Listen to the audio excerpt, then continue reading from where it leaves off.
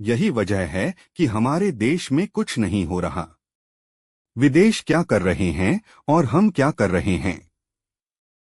अगर आप यह सोचते हैं कि विकास का मतलब करोड़ों डॉलर, विकास का मतलब विदेशी सहायता और बड़ी बड़ी योजनाएं हैं, तो शायद अभी भी आप गलतफहमी में हैं।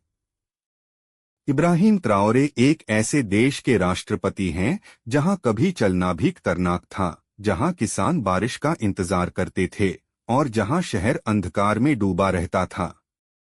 उसी देश ने अब पुराने टायर, बारिश के पानी और सूरज की रोशनी से अपनी किस्मत बदल दी है। आज के इस वीडियो में हम आपको दिखाएंगे कि कैसे इब्राहिम ट्राओरे ने फेंके हुए टायर से सड़कें बना दी, कैसे बारिश के पानी को रोककर किसानों के लिए एक नए युग की शुरुआत की और कैसे उन्होंने एक सोलर शहर खड़ा किया जहां बिजली का बिल नहीं है। दोस्तों, यह कोई कहानी नहीं बल्कि हकीकत है। यह उदाहरण है इच्छा शक्ति और सही नेतृत्व का। इब्राहिम ट्राओरे ऐसे नेता हैं जो विदेशी मदद का इंतजार नहीं करते, बल्कि अपने देश को खुद बदलते हैं। यह देश है बुर्किना फासो, जो अफ्रीका का एक छोटा सा देश है, लेकिन जहां कभी बारिश का मतलब था रास्ता टूटना और गर्मी का मतलब था जिंदगी थम जाना। इब्राहिम ट्राओरे ने एक अनोखा फैसला लिया कि सड़कें बिटुमिन से नहीं बल्कि फेंके हुए टायर से बनेंगी। यह सुनकर सब हैरान रह गए। पुराने गाड़ियों के टायर मिट्टी के नीचे बिछाए गए और उनके ऊपर सीमेंट का खास मिश्रण डाला गया।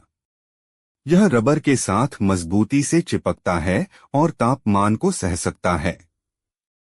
इससे लागत 40% तक घट गई और सड़कें बारिश या भूकंप में भी टिकाऊ बनी। इसके साथ पर्यावरण के लिए भी रिसाइकलिंग हुई। इस प्रोजेक्ट से हजारों रोजगार पैदा हुए। स्थानीय बेरोजगार युवा टायर इकट्ठा करने लगे, महिलाएं उन्हें साफ करने लगीं और मजदूर सड़कों और सीमेंटिंग का काम करने लगे। हर टायर एक परिवार की रोजी रोटी बन गया। पहले जहां जाने में 5 घंटे लगते थे, अब सिर्फ 1 घंटे में पहुंचा जा सकता है। बच्चे स्कूल पहुंच रहे हैं, मरीज अस्पताल पहुंच रहे हैं और लोग सीख रहे हैं कि हम अपनी समस्याओं का हल खुद कर सकते हैं। यही नहीं, इब्राहिम ट्राओरे ने एक कृत्रिम नहर भी बनाई। जहां किसान बारिश के लिए आसमान की ओर देखते थे, वहां अब साल भर पानी संग्रहित रहेगा और खेतों तक पहुंचेगा। इससे खेती में क्रांति आ गई। अब जो चावल पहले आयात करना पड़ता था, वही चावल देश में ही पैदा हो रहा है।